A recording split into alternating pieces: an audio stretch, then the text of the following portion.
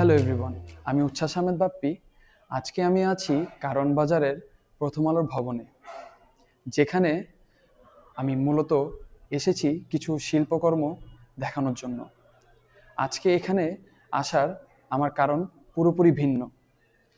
শিল্পী মাহবুবুর রহমানের এক অন্যরকম আর্ট এক্সিবিশন আপনাদের দেখাবো বলে, যে এক্সিবিশনের নাম দেওয়া হয়েছে আলো।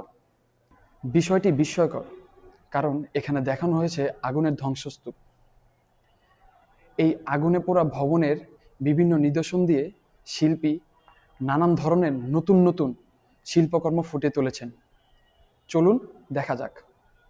আপনারা দেখতে পাচ্ছেন আগুনে পুড়ে যাওয়া বইয়ের স্তূপ, বেঁকে যাওয়া লোহা আর পোড়া জিনিসপত্র দিয়ে কি অদ্ভুত সব ভাস্কর্য বানিয়েছেন শিল্পী মাহবুবুর রহমান, যা আগুনে পুড়ে ব্যবহার অযোগ্য হয়ে গিয়েছিল, সেটাকে তিনি আবার নতুন করে জীবন দিয়েছেন।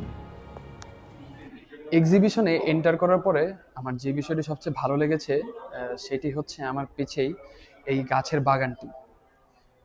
শিল্পী এখানে পুরা ভবনটির ভিতরেই কিভাবে লাইটের মাধ্যমে এখানে একটি বাগান তৈরি করেছে, যেখানে দেখানো হয়েছে সবুজ প্রকৃতি এখনো বেঁচে আছে।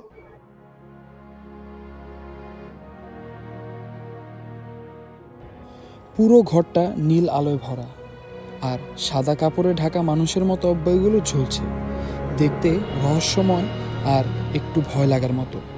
আলো আর এই অন্ধকারের কন্ট্রাস্ট জায়গাটাকে খুব গভীর আর ভাবনার মতো একটি পরিবেশ তৈরি করেছে। এখানে দাঁড়িয়ে মনে হয় যেন নীরব কোনো গল্প বলা হচ্ছে, শোক, স্মৃতি বা হারিয়ে যাওয়া অনুভূতি নিয়ে কিছু না বলেও এই ইনস্টলেশনটা অনেক কিছু অনুভব করায়। 2025 সালে 18 ডিসেম্বর অন্তর্বর্তী সরকারের সময়কালে শহীদ ওসমান হাদি যখন মৃত্যুবরণ করেন, সেই দিন তার হত্যার জায়গাটি কেন্দ্র করে কিছু মব সৃষ্টি করে এই প্রথম আলো ভবনটিতে আগুন ধরিয়ে দেওয়া হয়।